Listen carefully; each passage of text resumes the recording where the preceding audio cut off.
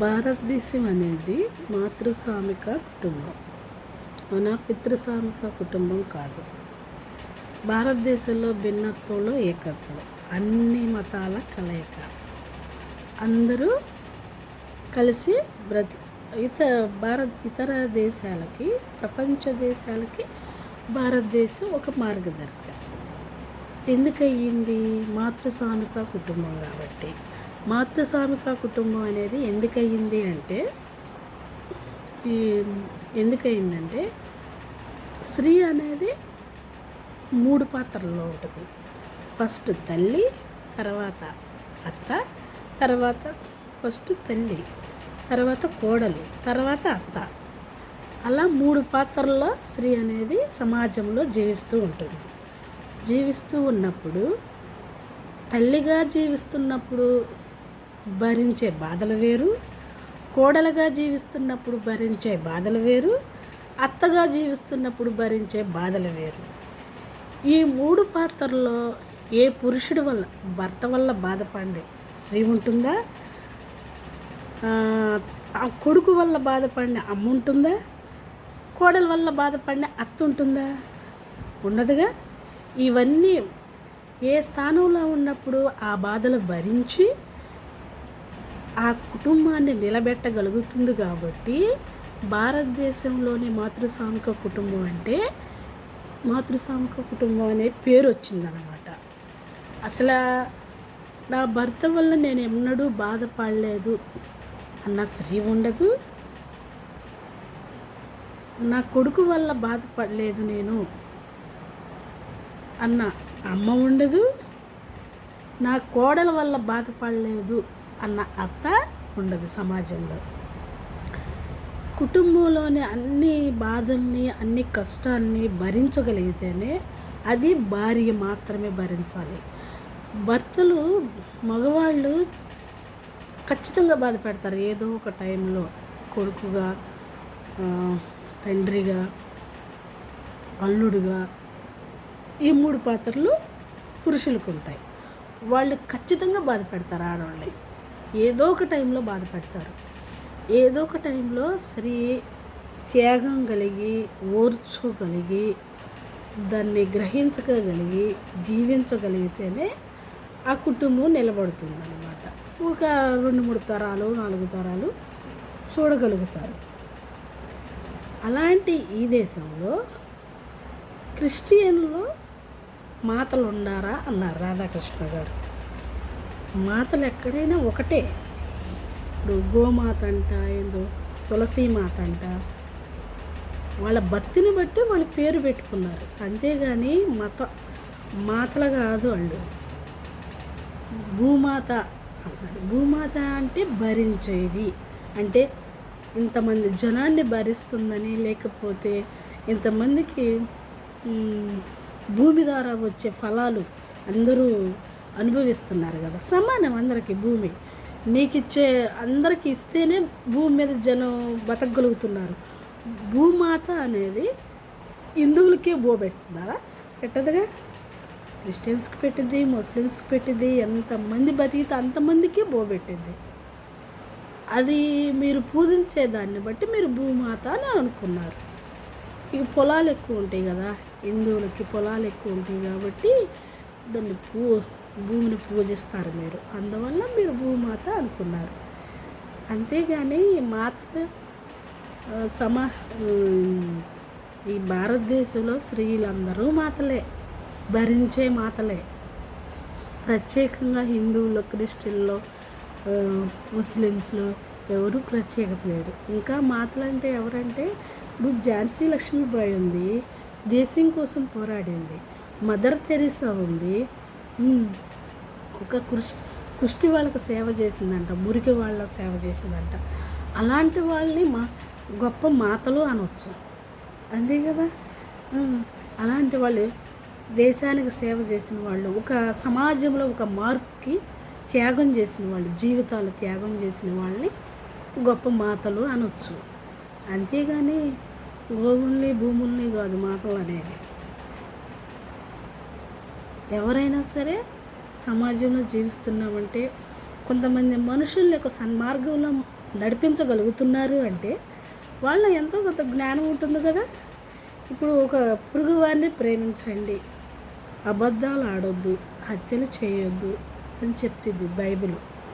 అంతేగాని కొట్టుకోండి, సావండి, మోసాలు చేయండి అని చెప్పదు బైబిల్. బైబిల్లో ఉన్న సారాంశం అంతా అదే. సత్యం కోసం బ్రతకాలి, యథార్థంగా బ్రతకాలి. మనం ఏమి చేస్తే ఎలా బ్రతకగలం, మన హృదయం ఎలా ఉంటే మన జీవితాలు అలా ఉంటాయండి అనే విధంగా భక్తులు ఎలా ఉంటారు, భక్తిహీనులు ఎలా ఉంటారు, మంచివారు ఎలా ఉంటారు, చెడ్డవారు ఎలా ఉంటారు అనేది వివరంగా ఉండిద్ది అన్నమాట బైబిల్లో. ఆ సంబంధాల గురించి అలాంటివన్నీ ఉండొచ్చు, అవి ఏ గ్రంథంలోనే ఉంటాయి. చెడు అనేది మానవ సంబంధాల గురించి కొంచెం ఎబ్బెట్టుగా ఏ గ్రంథంలోనైనా ఉంది. ఇప్పుడు హిందువుల్లోనైనా దేవుళ్ళకి 2-3 భార్యలు ఉన్నారు కదా, ఉన్నారా లేదా, ఉంటారు కదా. ఇప్పుడు అట్లాగే బైబిల్లో కూడా ఇలా సంబంధాలు ఉంటే ఇలాంటి సంబంధాలు కలిగి ఉన్నారు అప్పటి కాలంలో అని రాశారు. అంతేగాని ఆ చెడు పనులు చేయమని కాదు. ఏ గ్రంథంలో ఉన్నా ఆ గ్రంథంలో ఉన్న దాన్ని అప్పటి రోజుల్లో మనుషులు ఇలా ఉన్నారు కాబట్టి ఇప్పుడు ఈ పనులు మనం చేయకూడదు.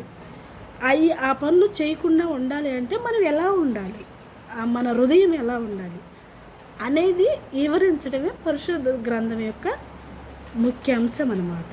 అంతేగాని తేడా ఏం లేదు. అంతేగాని ఏ గ్రంథంలో అయినా నిజమే ఉంటుంది. ఎందుకంటే ఇప్పుడు ఇతిహాసాలు ఉన్నాయనుకోండి, ఇదివరకు వాళ్ళకి ఏంటంటే ఒక మహిమాన్యతం అనమాట. వాళ్ళకి ఏమీ తెలియదు. ఇప్పుడు పాపం గురించి ఇప్పుడు ఫోనుల్లో విస్తారమైన పాపాలు కనిపిస్తూ ఉంటాయి. ఇదివరకు వాళ్ళకి ఆ పాపాలు తెలియదు. ఒక యథార్థమైన మనసుతో, నిమ్మలమైన మనసుతో కుట్రలు, కుతంత్రాలు చాలా తక్కువ అన్నమాట. ప్రకృతిని ప్రేమించటం, ప్రకృతి నుండి వచ్చేది తీసుకోవటం, భూమి నుండి వచ్చేది తీసుకోవటం, ఎదుటి వాళ్ళకి ఉన్న దాంట్లో అందరూ సమంగా తీసుకొని తినటం, అలాంటివి తెలుసు వాళ్ళకి. అలాంటివి తెలుసు కాబట్టి ఒక ఫ్యూచర్లో ఏం జరిగిద్ది, ఫ్యూచర్లో మనం ఎలా ఉంటే ఎలాంటి పరిస్థితులు వస్తాయి అనేది వాళ్ళకి గ్రహింపు వచ్చింది అన్నమాట. ఆ గ్రహింపు వల్ల వాళ్ళు గ్రంథాలు రాసి ఉంటారు. ఇప్పుడైనా చూడండి, ఒక యథార్థమైన మనసుతో, కల్మషం లేని మనసుతో నిజాన్ని మాత్రమే గ్రహించగలిగి ఉండు, నీకు ఖచ్చితంగా నువ్వు అన్ని విషయాల్లో కాపాడబడతావు. ఏ మనిషి అయినా సరే కాపాడబడతారు. వాళ్ళకు వచ్చే ఆపద ముందే తెలిసిపోద్ది. అది హృదయాన్ని బట్టి ఉంటుంది. అంతేగాని ఒకళ్ళ గురించి, ఒక మతం గురించో, ఒక మనిషి గురించో, ఒకళ్ళు ఆచరించే విధానాన్ని గురించో విమర్శించడానికి మనమేవరమి? అందరం మనుషులమే. చచ్చిపోతే అందరూ వెళ్ళిపోవాల్సిందే. ఎవరు ఈ భూమి మీద సెరేసుకొని ఉండరు. అంతేనా? ఎవరు ఏ నిమిషంలో చనిపోతారో కూడా తెలియదు. అలాంటప్పుడు విమర్శించుకోవడం వల్ల ఉపయోగం ఏం లేదు కదా సమాజం గురించి. కాబట్టి గ్రహించి క్రైస్తవత్వాన్ని అంతగా రాంగ్గా మాట్లాడకండి. అసలు బ్రాహ్మిన్స్ అంటే ఏంటి? ఒక నిష్టగా ఉంటారు, అవునా? నిష్టగా ఉంటామంటే ఏంటి? ఒక నిష్టగా ఉంటామంటే మడికట్టు కట్టుకొని, లేకపోతే నేల మీద పడుకొని ఒక పన్నం తింటూ నిష్టగా ఉంటారు. వాళ్ళప్పుడు అంత నిష్టగా ఉన్న మనుషుల్లో ఏముండాలి? ప్రేమతత్వం ఉండాలి, ఎదుటి వాళ్ళని గౌరవించే తత్వం ఉండాలి. హీన స్థితిలో ఉండేవారినైనా సరే, నిరుపేద స్థితిలో ఉండేవారినైనా సరే, దయనీయమైన స్థితిలో ఉండేవాడిని ప్రేమించే హృదయం ఉండాలి. అంత నిష్ట కలిగి ఉండే మనుషులకి. అంతేగాని ఎటకారం చేసే మనసులు ఉండకూడదు. మనం ఏదన్నా ఎదుటి వాళ్ళు చేసేది మనకు నచ్చలేదు అనుకో, వాళ్ళకి చెప్పొచ్చు, అలా చేయకండి అయ్యా, ఇలా చెయ్యండి అని నెమ్మదిగా చెప్పటం అది ఒక పద్ధతి. కానీ అసలు దేవుడే లేడు, మీరు నమ్మేదే దేవుణ్ణి కాదు, అడ్డగోలు మాటలు మాట్లాడకూడదు. ఎవరైనా సరే అట్లా మాట్లాడకూడదు కదా. ఎవరికైనా బాధేసింది కదా. ఆయన ఇప్పుడు కొంతమంది శాన్ ఫ్రాన్సిస్కో తగలబడిపోయిందని దేవుడు వాళ్ళని కాల్ చేశారని అంటున్నారు. అంటున్నారు కాల్ చేశారు. మరి ఇప్పుడు ఈ ప్రపంచ దేశాలు అంతా జీసస్సే కదా, జీసస్నే ఆరాధిస్తారు. ఆ కారు చచ్చి ఎటు నుండి వచ్చిందంటారు? మీరు కనిపెడతారా? చెప్పండి. మరి మీరు కనిపెట్టి చెప్పగలిగితే ఆ కారు చచ్చి ఎటు నుండి వచ్చిందో, అసలు ఎలా పుట్టుకొచ్చిందో అది చెప్పగలిగితే, గ్రహించగలిగితే ఆ మాట గురించి మనం మాట్లాడగలగాలి. అది ఎలా వచ్చిందో ఎవరికి తెలియదు. ఆ కారు స్విచ్ అనేది ఎలా వచ్చి ఆ ప్రపంచాన్ని బూడిద చేసిందో. ఏదైనా ఒక మంట వస్తే ఒక ఇల్లు ఏదైనా పొరపాటు వల్ల ఒక ఇంటికి తగిలితే ఆ మంట కొంతవరకు మాత్రమే, కొన్నేళ్లకు మాత్రమే వచ్చింది. మొత్తం తగలబడిపోయిద్దా? భయంకరంగా, అసలు భయంకరమైన మంటలు అనమాట. అసలు ఎలాంటి మంటలు అంటే దగబడే మేడం మంటలు. ఈ ఫోన్లు పెట్టారు, అంత భయంకరమైన మంటలు సొట్టేసినాయి ఆ నగరాన్ని. అది ఎలా పుట్టిందంటావు? మరి దేవుని రోషం కాదా?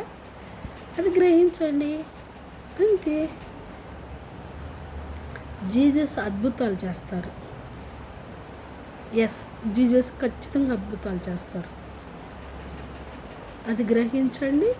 క్రైస్తవుల్ని అలా నాడకండి. ఇలా అనాది కాలం నుంచి క్రైస్తవులన్నీ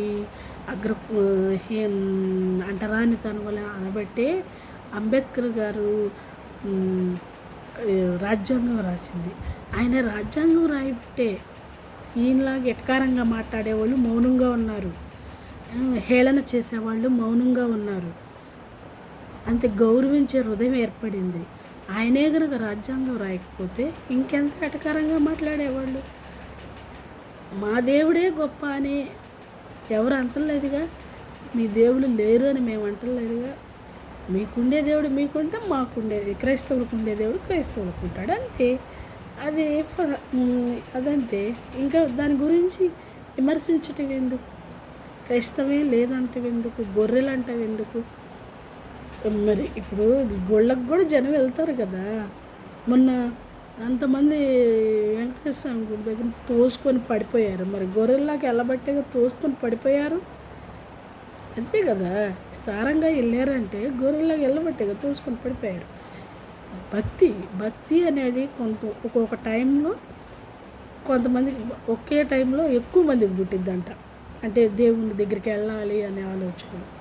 అది ఏ దేవుడైనా కానీ అంతే. మనం గౌరవించాలి, మనుషుల్ని గౌరవించాలి. ముందు మనుషుల యొక్క ఇప్పుడు నా ఇష్టం నాది, నీ ఇష్టం నీది. దాని గురించి అంత పెద్దగా అంత ఎటకారంగా ఓన్లీ పాస్టర్లే మాట్లాడాల్సిన అవసరం లేదు కదా, ఉందా అంటారా?